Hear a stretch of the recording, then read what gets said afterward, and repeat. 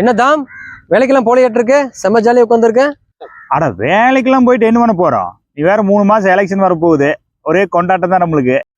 நீ பாக்குற வேலைக்கும் எலெக்ஷனுக்கு என்னடா சம்பந்தம்? அட என்ன கூறு கெடுத்த நம்ம கேட்டு போட்ட? அட எலெக்ஷன் வந்துச்சுன்னா நம்மள எல்லாம் கூப்பிடுவாங்க, கட்சி மீட்டிங் கூப்பிடுவாங்க, இல்ல டப்பு பார்க்கலாம், அப்புறம் ஓட்டுக்கெல்லாம் பணம் அதெல்லாம் கொடுப்பாங்க. நீ பேசிட்ட அதெல்லாம் வாங்குறது நம்ம ஜாலியா இருக்கிறது போட்டு என்னடா பேசுற நீ?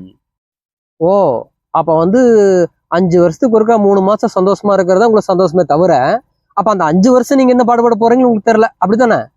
சுந்தர், கொடுக்கறதெல்லாம் வாங்கிட்டு ஒரு நாள் போய் ஓட்டு போட போறோம். அப்புறம் நான் உண்டு என் வேலையுண்டுன்னு இருக்க போறேன். நீ ஒரு நாள் ஓட்டு போட்டு உன்னோட வேலையை நீ பார்க்க போயிடுற. ஆனா 5 வருஷம் அதுக்கப்புறம் அவங்க தாண்டா வேலை செய்ய போறாங்க.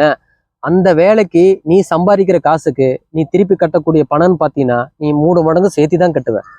என்னது? இந்த 3 மாசம் கொண்டாட்டத்துக்கு நான் 5 வருஷத்துக்கு பணத்தை கட்டணுமா? இப்போ உனக்கு ஒரு உதாரணத்துக்கு நீ ஒரு 5000 ரூபாய் பணம் நீ எனக்கு கொடுக்குறேன்னு வச்சுக்க. நான் உனக்கு வட்டியா நான் கொடுக்கணும் அப்படின்னா ஒரு 10,000 ரூபாய் நான் உனக்கு கொடுக்கணும்னு வச்சுக்க. அப்ப 2 மடங்கு தானே அர்த்தம். அதுவே 5 வருஷத்துக்கு நான் உனக்கு கட்டணும்னா எவ்வளவு வட்டி உனக்கு கொடுக்கணும்? நீயே யோசிச்சு பாரு. என்ன சுந்தர் சொல்ற? கணக்கு போட்டா ரொம்ப ஜாஸ்தியா வருது. இதான் எல்லாரும் யோசிச்சாங்கன்னா, அடே இப்ப வாங்குற காசுக்கு நம்ம 3 மடங்கு கட்டணும்னு யோசிப்பாங்க. அது எப்படி வாங்குவாங்கன்னு கேட்டீங்கன்னா, நம்ம வாங்கக்கூடிய பொருளை தான் சேர்த்துவாங்க. நீ என்னென்ன பொருள்லாம் டெய்லியும் காலையில இருந்து நைட்டு வரைக்கும் பொருள் வாங்குறியோ அத்தனை பொருளிலுமே அந்த காசு அடங்கியிருக்கு. என்ன சுந்தர், எந்த தலைவனா இருந்தா தான் என்ன?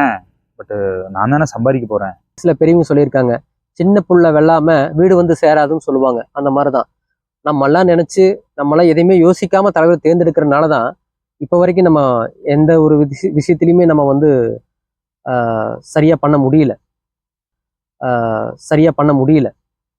சரி, அப்போ எப்படி சரியான தலைவர்களை தேர்ந்தெடுக்கலாம் அப்படின்னு நீ நினைக்கிற? நல்ல தலைவனா இருக்கக்கூடியவன் என்னைக்கும் மக்களுக்காக மட்டுமே உழைக்கிறவங்களா இருக்கணும். இலவசங்களை யார் அறிவிக்கிறாங்களோ அவங்க நம்மளை பொறுத்தளவுக்கு நல்ல தலைவர்களே கிடையாது.